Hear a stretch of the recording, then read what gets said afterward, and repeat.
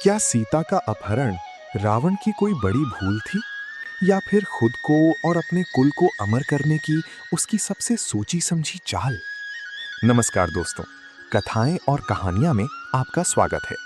यहाँ हम प्राचीन ग्रंथों के पन्नों को पलटते हैं और ढूंढ निकालते हैं वो रहस्य जो समय की धूल में कहीं खो गए हैं। हजारों वर्षों से हम रामायण की गाथा सुनते आ रहे हैं। एक तरफ मर्यादा पुरुषोत्तम श्री राम, दूसरी तरफ ममता और पवित्रता की मूरत माता सीता, और तीसरी ओर 10 सिरों वाला अहंकारी प्रकांड विद्वान रावण। लेकिन क्या ये कहानी उतनी ही सरल है जितनी हमें दिखती है? क्या रावण का सीता का हरण करना केवल एक अपराध था, या इसके पीछे छिपा था ब्रह्मांड का कोई गहरा रहस्य? शास्त्रों के कुछ पन्ने हमें रावण के एक अलग चेहरे से मिलवाते हैं।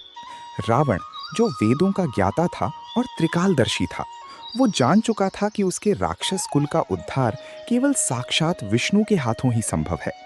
अध्यात्म रामायण के अनुसार रावण जानता था कि साधारण भक्ति से उसे वो परम पद नहीं मिलेगा, इसलिए उसने शत्रु भाव को चुना।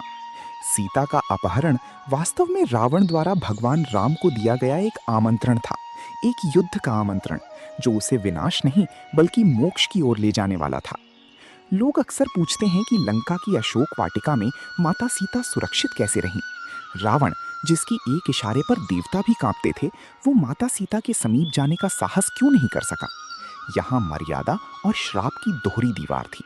श्रीमद् भागवत पुराण और वाल्मीकि रामायण में वर्णन मिलता है उस नल कुबेर के श्राप का, कि किसी स्त्री की मर्जी के बिना उसे छूने पर रावण के मस्तक के 100 टुकड़े हो जाएंगे।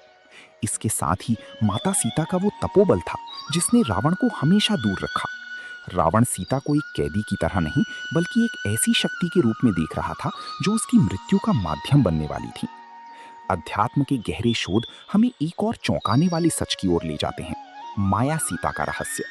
कूर्म पुराण और देवी भागवत पुराण में स्पष्ट कहा गया है कि रावण जिस सीता का हरण करके ले गया था वो तो केवल एक प्रतिबिंब था, एक छाया थी। असली सीता तो अग्निदेव की सुरक्षा में थी। रावण, जो तंत्र और माया का स्वामी था, क्या वो इस सच को नहीं जानता था? शायद वो जानता था कि उसे केवल नियति का खेल खेलना है, ताकि आने वाली पीढ़ियां अधर्म पर धर्म की जीत का गवाह बन सकें। तो रावण और सीता की ये कहानी हमें क्या सिखाती है? ये सिखाती है कि इस संसार में जो कुछ भी होता है उसके पीछे ईश्वर की एक बड़ी योजना होती है।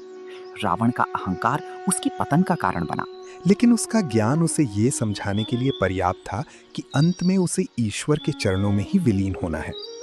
सीता धैर्य की वो पराकाष्ठा है जो कठिन से कठिन परिस्थिति में भी अडिग रही। और रावण, रावण इतिहास का वो पात्र है जिसने बुराई का दामन थामकर भी अंततः अच्छाई के हाथों मरना स्वीकार किया। तो दोस्तों, रावण के इस अनकही पक्ष के बारे में आपकी क्या राय है? क्या आपको लगता है कि रावण सच में अपनी मुक्ति की योजना बना रहा था? अपनी राय कमेंट्स में जरूर बताएं। ऐसी ही अनसुनी पौराणिक कथाओं के लिए कथाएं और कहानियां को सब्सक्राइब करें और बेल आइकॉन दबाना ना भूलें। मिलते हैं अगली कहानी में। तब तक के लिए जय श्री राम।